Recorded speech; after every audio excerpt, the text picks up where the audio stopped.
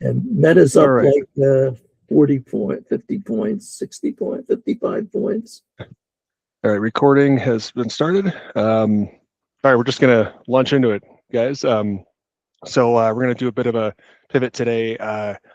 So Don had been asking about some hedging strategies, and what I'd like to do is I think it's actually a really good spot to talk about that. So I'll just do like a the normal review here of all the different sectors and stuff that I typically cover, but I'm gonna spend less time on the indexes because they're kind of at like a critical point here. So with that being said, let's get rolling. Yeah, so to kind of start talking about this stuff here, like yes, we had a really big day today, like with the Fed. I mean, they held, I guess it's not too big with the Fed. They held rates flat. They kept things just normal. It wasn't really anything special. I think that they pretty much indicated that they're going to wait now instead of lower the rates, and I think that that's reasonable. And as for the earnings, Don, you were just mentioning here that the charts went a little bananas here. Let me pull up some of the charts. And we just talk through some of that stuff here quick. So we had Meta today, which this little forecast here was dead wrong. But I think what you might see is that we might have seen like a B wave top with this. So just Meta in general, kind of thinking we might see like something like this, where you'll see a bit of a continuation lower. But I still need to see confirmation with that. I don't want to, say, oh, it's time to short, and then it just keeps rocketing up. But they did have a lot of like their last earnings, they had a pretty big slip there for a surprise. And this time, I'm sure they, their corporate accounting, their corporate finance team was like, let's not do that again. I've been on those calls. So, yeah, I used to be an old corporate finance guy. Go figure. All right, so I kind of think what you might see here is just a bit of an extension here up to maybe like 750. So we'll kind of keep that line there. So Microsoft did not do well. No. So it's kind of like the opposite of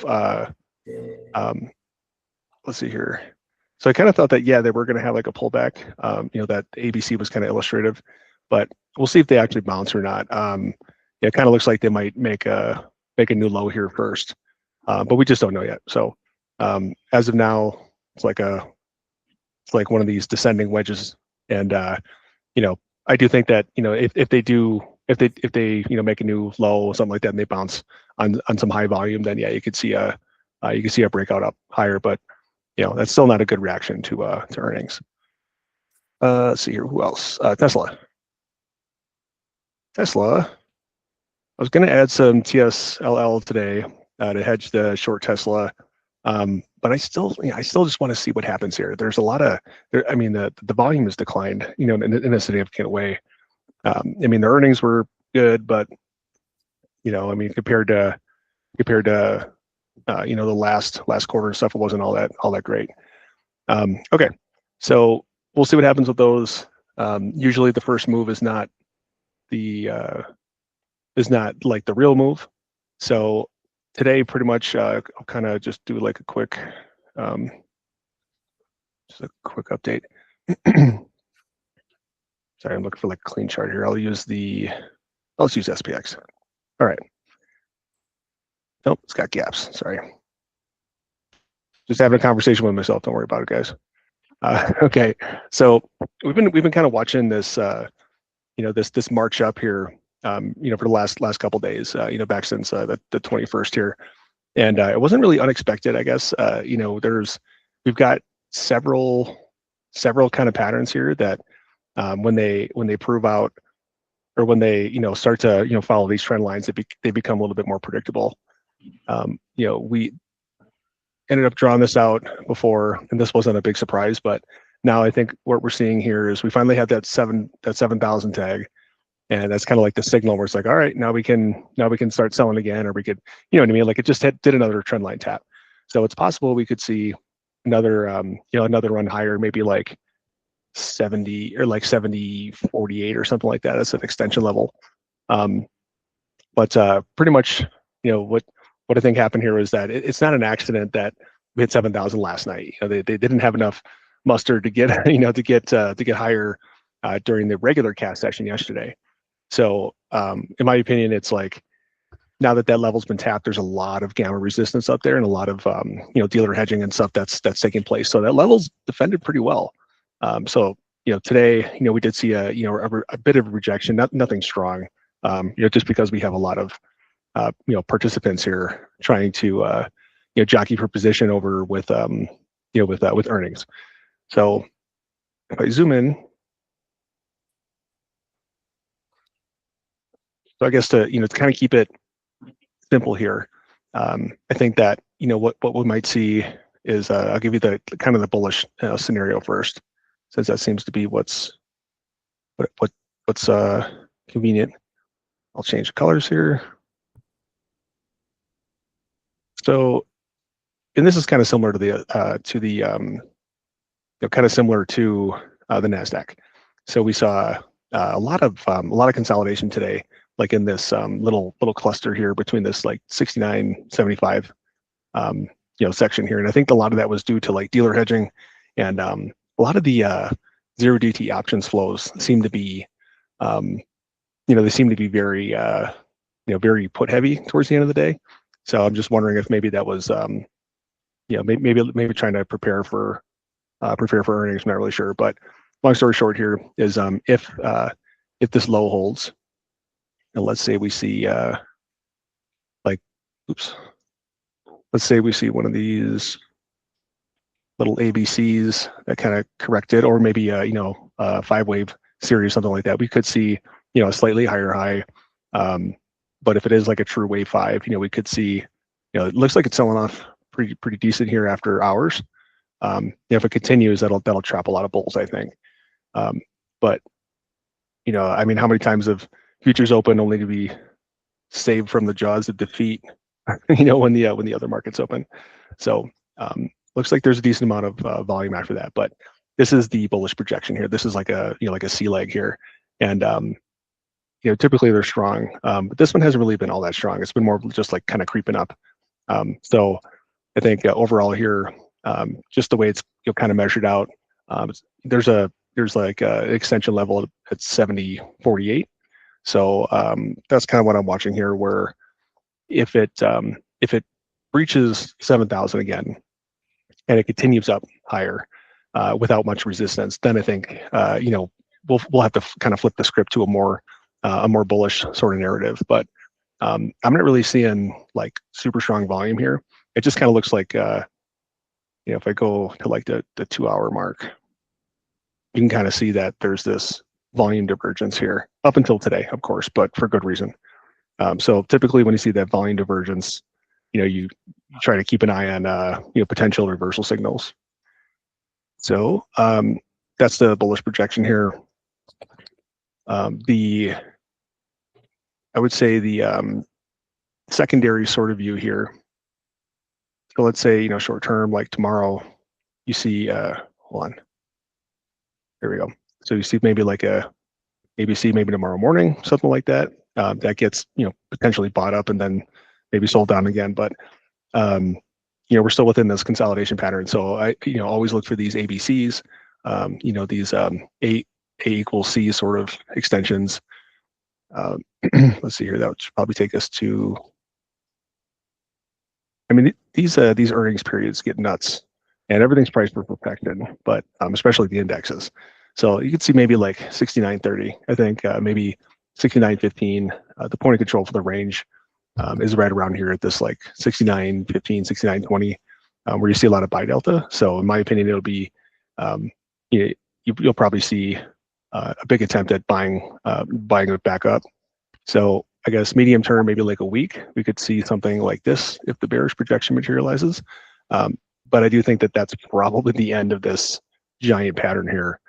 There's just been a lot of different trend line touches and stuff, and some pattern expansion like we had before. I think I was saying this like 2 weeks ago, where it broke through the pattern here. But if it's to the downside, it's not typically a longer term bullish thing, even if it does bounce. So that's why I'm kind of seeing, this decline of volume here. So I think I think it should kind of peter out here, unless they continue to jam it up higher. So that's the S&P. Those are the short-term sort of views here. And with the Nasdaq, thinking it might be a little bit more bullish. I mean, we have Apple earnings here coming up soon, tomorrow, I believe, right? So the way that this is kind of going here, it just keeps kind of punching up higher. So because the S&P made a new high, I do think that we might see a new high here for the Nasdaq, but kind of like a slight new high. It's almost like it's kind of like a Pyrrhic victory, for the bulls. So I was thinking maybe like this 26,283, would be a stopping point. But again, that requires the bulls to step back in and save the day here. Excuse me. But we are a little bit overextended, with the RSI and the hourly. So we'll see. All right. Any questions about the indices here? I mean, we've got the Dow that's kind of this is like the 900th attempt to make a new high here. It's just kind of rounding out of the top. So I'm just thinking there's lots of angst out there with the different levels that we're at. So I try to cover both the bull and the bear scenario. I don't want to go any further with the timeline, just because it's kind of at a weird level where either you're going to make a new high and then reject, and let's say you have a 2% down day, tomorrow, something like that. I mean, that would just shock everybody, right? Because everybody's forgot what a correction's like. So, what I'm looking for are like clear signals like that, where motivated sellers, outlasting all the motivated buyers, that kind of thing. So, for indices, I think it's just it's about time we start to either pull back or break out. All right. Any questions about the indices? Or at least like the main ones here. No, it's like waiting for Godot. That's it. Yep, that's right. You're just waiting around. All right. So let's we'll cover the yield here. So the yield seems to be bouncing a little bit. Today with the rates being held flat, I'm actually kind of waiting to see if there's any more news that comes out of the Bank of Japan. They had that emergency meeting thing yesterday to talk about the devaluation of the yen, that kind of thing. I still think that we're seeing a similar thing around here, where the dollar's been taking a dive, and I think it'll probably reach like 95 before it should potentially pivot again, or at least like find some sort of support. But I also think that that's kind of what's capping the movement on the yield. Also with some of the funny business that the Treasury is doing to try to keep short-term yields down. So because they're trying to refinance all this debt with shorter-term yields that are cheaper. So gold's just unstoppable. I don't see this really turning around anytime soon here. I think just, what was it, like a week and a half ago we were talking about 5,000 or whatever it was, and now it's already at 5,500. I mean, it will hit 5,500. I mean, it's really close. But I'm starting to also think that this is sort of more like a wave 3 up higher. So it's almost like we could see this just continue to melt up here, and it's just really not a good idea to attempt to short it. Or it's not for the week. So this is, I got to look at the accounts a little bit more. I don't think this is quite accurate, but I do think that you might have like a smaller, like a very short term, like a wave 4 within this, just a small pullback, maybe something like this, and then just kind of continue to scream up here. But I guess kind of it doesn't matter if it's super overbought. I don't think I've seen an RSI like that since 2 months ago. Small pullback. You're showing $500 as a small pullback. Sorry, stupid dogs. Yeah. Um, so in addition, we have silver here, which looked like a decent short 2 days ago, but then of course, just kind of remained bullish here. But I still think it's kind of getting a little bit tired here. I mean, the RSI was pretty strong, and it still looks like it on the daily level, but there was a very, very high volume sell that came in with silver. So in my opinion, it's kind of like testing the waters. And I'm thinking maybe we'll see like an ending diagonal take shape. I don't know if like 120 is a good stopping point for that, but I still think that you're going to get one of these like extended sort of wave 5 things. So this is kind of like the last wave 4 here. It's actually I guess from like a chart pattern perspective, it's one of these. How do you say it? It's not truncated. It's like anyways, it's like a flat correction, but it's like the rarest of the 3, that you could see. So we saw that on the Nasdaq on the way up a couple months ago as well. So here's kind of what I'm thinking with kind of how this might play out, but I still think it might fill out a little bit more. So this is still just one option that we could see here. I actually kind of think that we might see something different, where so not really like this ending diagonal. I kind of think we might just see like an extension higher. So I would say the most bullish case here is like a 125, and that's that I think could be, it depends on like how it counts out here, but so I'd say like the medium bullish is something like an ending diagonal like this, and you might see a kind of ping pong around here, and then potentially pull back for like a quick wave 4. But the super bull is this next sort of grind up here. I'll spend 4 seconds on the bear case for metals. So I do think here that if you do get a like a large volume sell again, this is still a ascending wedge. So if it's I mean, yes, it has made a new high, okay, but it's still a relatively bearish sort of flag pattern. So you could see one of these like high side.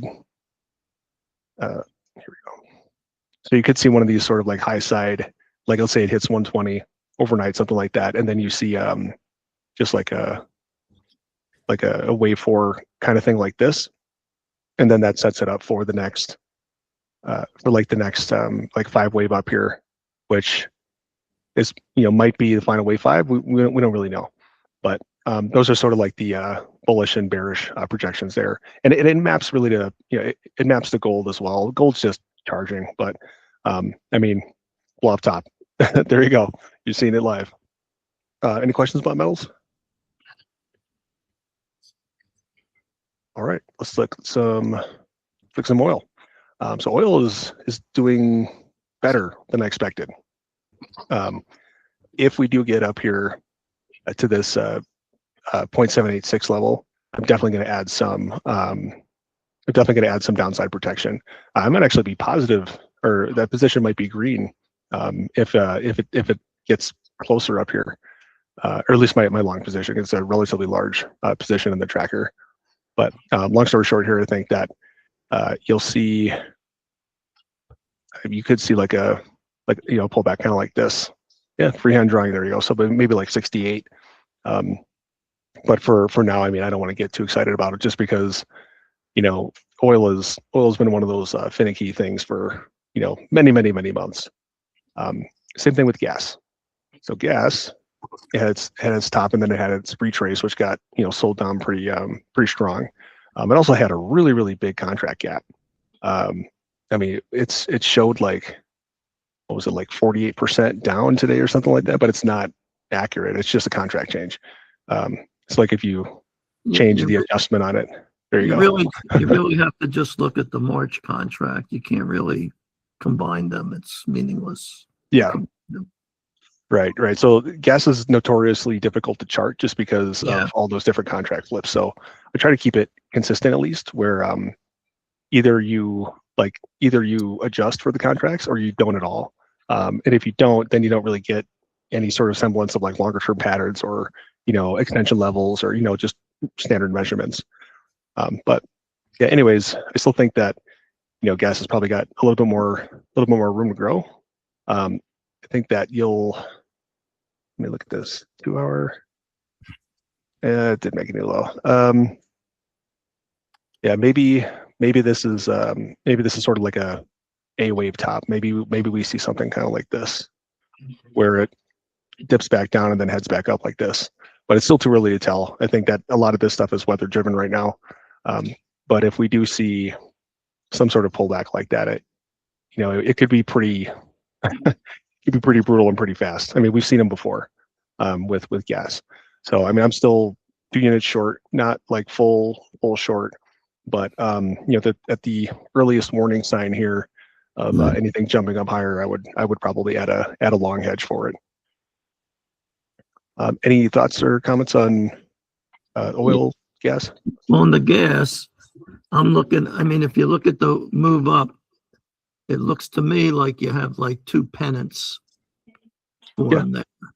So if you take from the bottom to the midpoint between the pennants and use that as a measured move, if it breaks above the high, which is like around $4, it should move up to like 470, 480.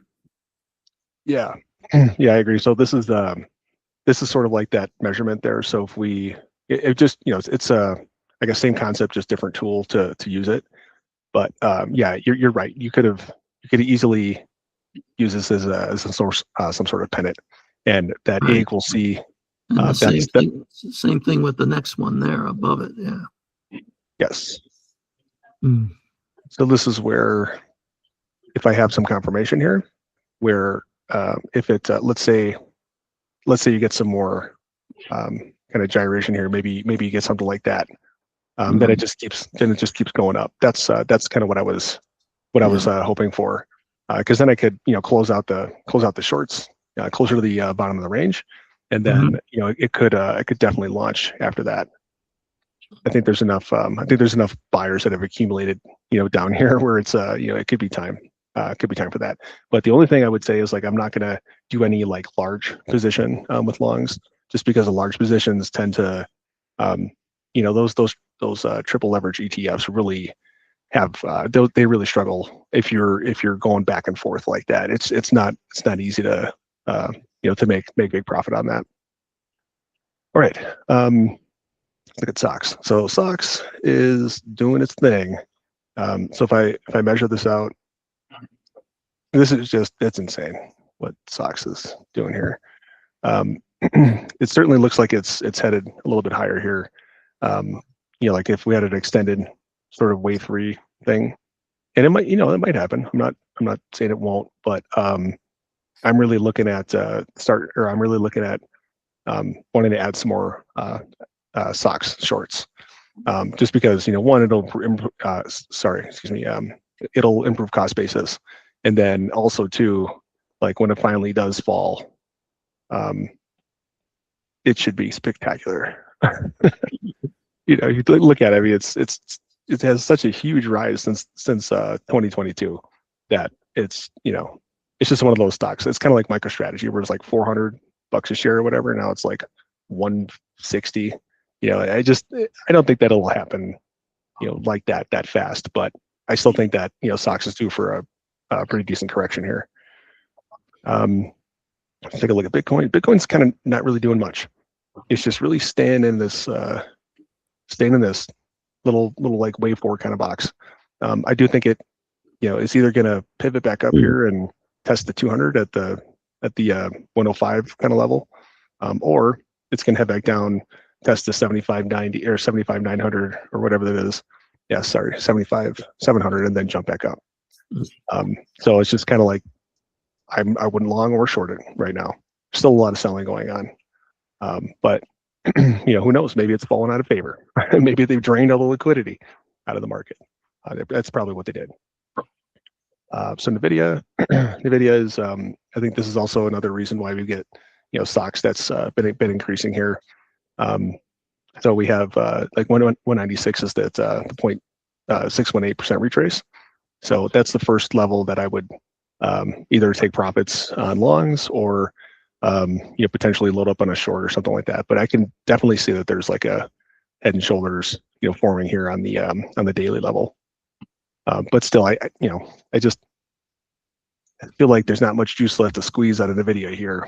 They've already got they're 17% of the US GDP right now. That's a lot, and pumping it up even further without confirmation of delivers and stuff. I don't know if it's the right thing to put the money behind right now.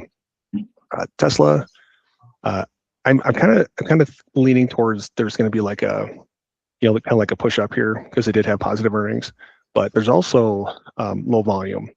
But one of the things that I think is another hallmark of low volume is if you have convergence of price. So there's always that divergence, which is price goes to the moon, volume goes down, don't buy it. But then there's the convergence part, which is this, and you can also see like a inverse head and shoulders here, where if the volume declines and the price is also declining or staying put, that typically means sellers are running out of gas. So that's probably a Tesla pun too somewhere, but you could hear my wife rolling her eyes behind me. But it's one of those things, right? I think that you'll have maybe some short covering, and maybe it'll take off tomorrow. Who knows? But I think I'll probably add some TSLL here just so I can try to capture some of that up move. So MSTR, this one is just continuing to consolidate. If you change the time frame, it also kind of looks like it's making an inverted head and shoulders here. But there's a lot of volume and accumulation down here. I think that now it's a little bit safer to hold some longs as opposed to before where it was just kept declining in a quick way. So yeah, that's kind of the run of the land here. Now we can switch to hedging if you guys don't have any questions about the other stuff. Go ahead. I'm fine. Okay. All right. So let's look at some hedging strategies. So let's just use this as an example here and say that let's say that you're just long and you don't want to give up your longs. So what I would say is like, okay, so let's say you have a profit target. Let's say your profit target is this this 26,283 here. So I'll just draw a line here. So if you have this as a profit target, then what you would typically do is so like right up here, it would probably be good to add like a short position or something like that. So it's kind of let me see if I can explain this right, because there's like what Alex does is he'll add a little and then he'll sell a little, add a little, kind of what you're explaining, Don, and that's kind of like it's a little tough to manage some of that stuff, like, especially if you're like, let's say you work all day and you can't really like time your buys. Plus also too, like it kind of depends on your skill level too. So if you can't pick good levels to sell or buy at, then it's kind of pointless. Like and then at that juncture is where you want to you kind of want to just do it in smaller in larger increments where like for example, like let's say you have a $10,000 of shares or whatever. As you start creeping up, you want to add a little bit, I guess in theory, right? So you want to add like, let's say $2,000 worth of short shares or something. And then, if we jump up another 2%, let's say, you add another 2,000 worth. So then your ratio is like 4 to 10, short to long. So you still have like a long bias, like you still think it's going to go up, but you also have some downside protection too. So you don't necessarily have to take it off the table. You know what I mean? Like you don't have to lighten up your position. You can just hedge it, but there is some trappings there. You know, like if you hedge, like you could also get stuck long or you can get stuck short, just because, you know, you like you weren't fast enough, and it happens to everybody. But from a hedging perspective, so let's say like your profit target is this. I guess what I would do up here is, like, if you've already been patient enough where you've gone the entire, you know, most of the entire leg up here, until you start to see some heavier selling and some heavier resistance, then that's where you start to, you know, add some shorts in and start to, you know, kind of balance that out. So it depends on your risk profile too. So if you want to, let's say you have, again, like 10,000 long, and then you add a full hedge here, you could you know, set like a limit order to take profit up at your, you know, profit target, and then ride your shorts back down. So I guess, you know, in theory, right? Because it isn't always that easy. So you could, you know, hedge up here, you know, like let's say 1-to-1, and then if you get higher up, then you know, take your profit and then ride your shorts back down. And let's say this is like you see some sort of correction move like this, you can profit off the hedges if it you know, if it reaches like the last sort of like launch point here for the last final wave. I want to stop there though, because does that make sense? It's kind of like it's hard to show without like levels and numbers, I guess, if that makes sense, and like a cleaner view. It just seems to me that when you do it that way, you're tying up a lot of money. That's true. Yeah. And some people. Whereas if you, let's say you're long and you get up here and you buy a put or do a put spread because you think it's going to, you're not tying up a whole bunch of money. That's right. Yeah. So it depends on the risk tolerance. So some people like to just do ETFs. Some people like to do options, but some people are uncomfortable with options, which is fine. So then if that's the case, like, then you just trim positions. So you just go long, stay long, and then, you know, once you hit a profit target, take off. I guess what I'm saying is, if you're hedged 1-to-1, you're not making anything either direction. That's true. For that time. Whereas if you're using options, the one if it's going up, if it continues to go up, and you're long that option, you're making 1-for-1, but your put option against it is only losing half of that. Yeah, or your contract value, right? That's let's say, because your delta is, you know, taking care of that. Mm-hmm. And then when it reverses, you know, and then you can, you know, if you can roll them up,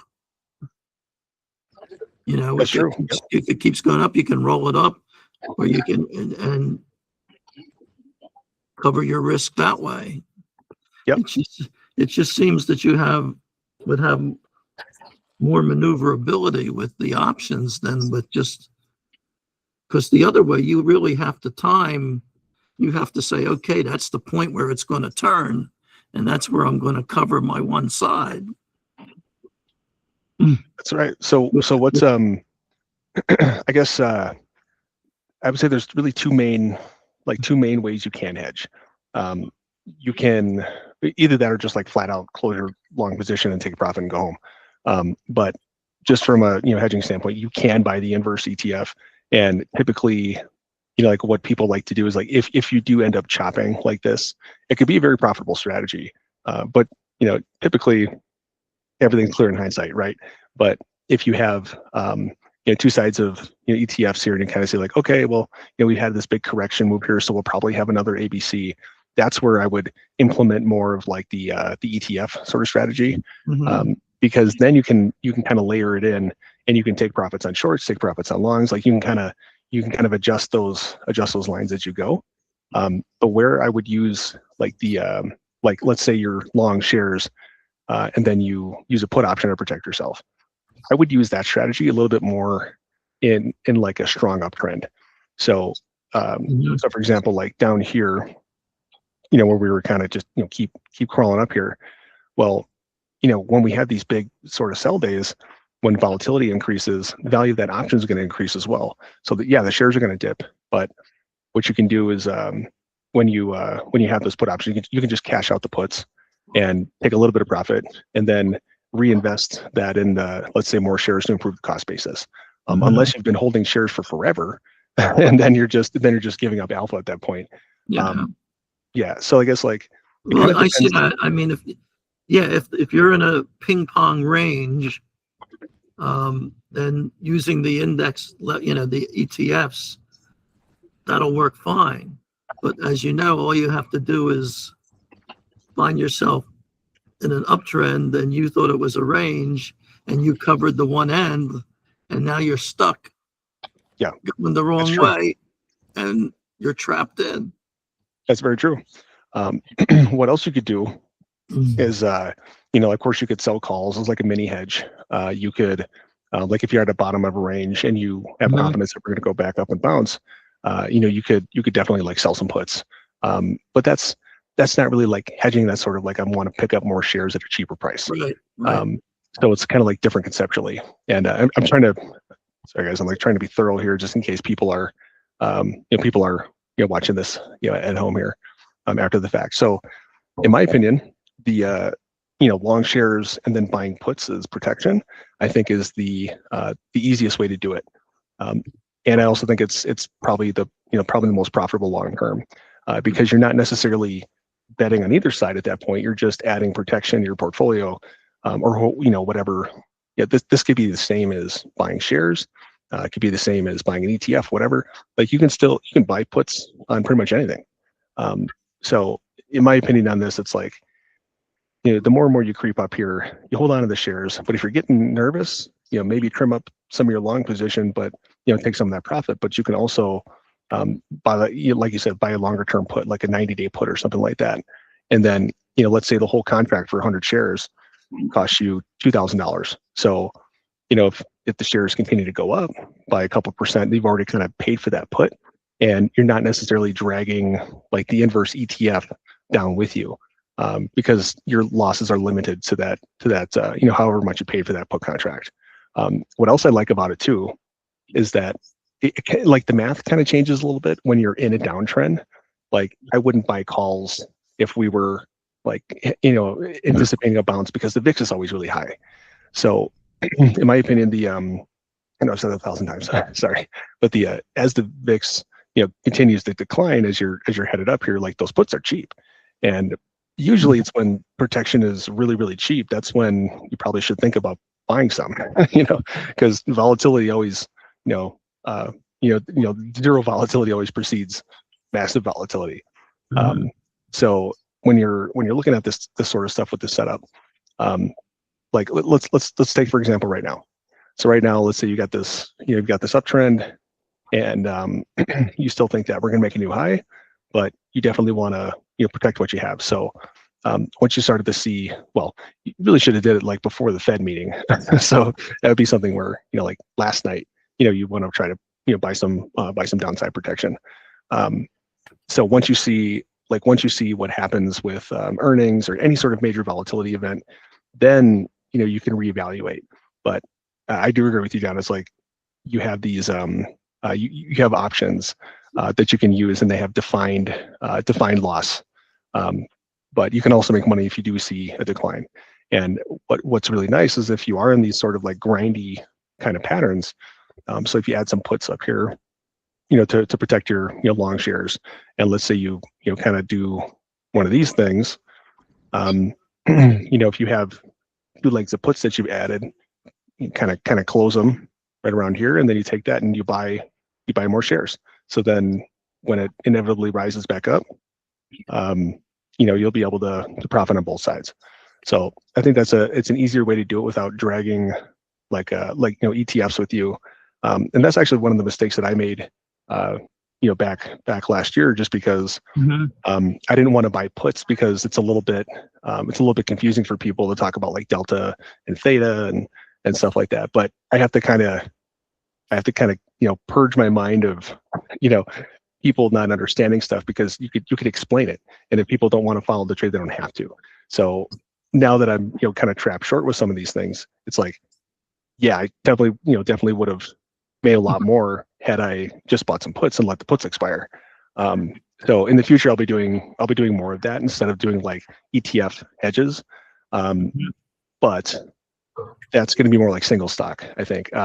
I am going to try to do more like 3x leverage, just like shorter term plays with longs and shorts and stuff like that. And I'm going to put on some limits, limit orders and stops and stuff like that. So it's a little bit more clear for people that are just trading at home and don't have a whole lot of time to spend in front of the screen. So I've just been thinking about it, for a while, like what would make this better? What would make it easier for people, and not so scary, to see losses and stuff. So, anyways, well, if you're long stocks and you're writing and you have puts on the index protecting your stock position, even if you're taking losses on the puts, you're not really losing if the stocks are going up. Yeah, that's true. Yeah, so, I mean, you could take index puts.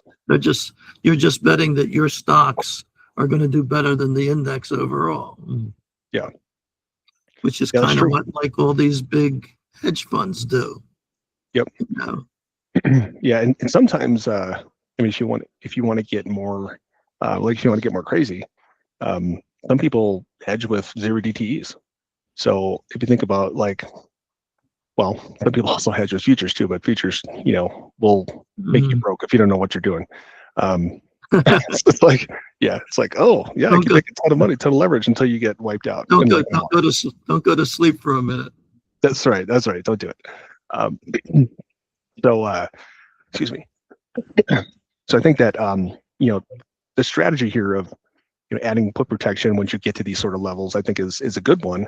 But you also have scale to consider. So let's say you have like $100,000 portfolio, something like that, and you buy like 5 puts.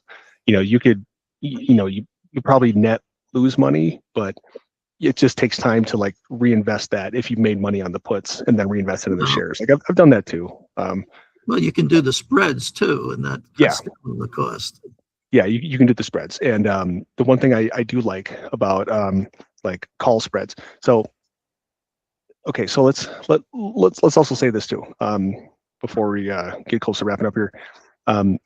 When I made the comment about the VIX being high when there's when there's a lot of selling and stuff going on, in that case I wouldn't just buy like a naked call. I would buy a call spread, but I would keep it like, it depends on how long the time period is, because usually when the bulls step in and they buy, and it doesn't take long to recover 5-6%. Sometimes it happens in like 2 weeks, or even shorter.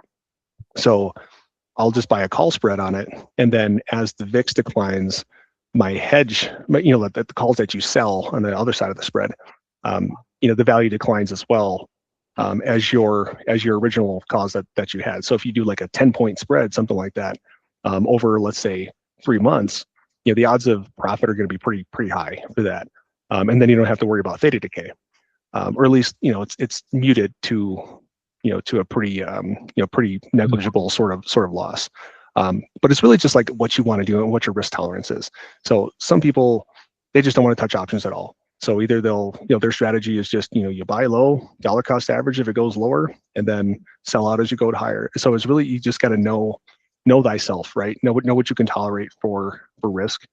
But some of the better investors I've seen over time do use like put hedging strategies like that, and then they don't really worry about it. So I think Susan was talking about this a couple weeks ago, where she had like some longer dated puts because think that the market's just going to continue to go up a little bit higher, but also wanted to have some doomsday sort of protection. And I think it's a great strategy. It's just let it ride if you got a whole lot of stuff on the line, and hedge on the indexes turning around, or you could hedge individually each one of those stock positions with puts on the actual shares. But that also requires a lot more time and a lot more staring at charts and stuff like that. So it just depends on what your strategy is overall. I mean, some people like a friend of mine, a friend of mine doesn't he makes like 2 or 3 trades a year. He'll wait for like a big pullback, and then he'll just dump all of his money into TQQQ, and then he just doesn't even look at it. He comes back like 3 or 4 months later, finds a pile of money, and then sells. You know, so it's like it just depends on your style. But you know, I do appreciate you bringing that up though, because this is a really good spot to talk about hedging, and a really good spot to really like, you know, take a step back and think, okay, if we are going to go up higher and, you know, make new highs and stuff like that, great, you know, let it ride, but you know, maybe consider some, you know, like 90-day puts or something like that, because 90 days out, the volatility is going to be a lot lower too, or sorry, the implied volatility is going to be a lot lower. So yeah. So other than that, you guys have any more questions? Was that No, clear as mud? I'm good. Okay. All right, guys. Well, yeah, you know, we'll see what happens tomorrow. I'm not sure.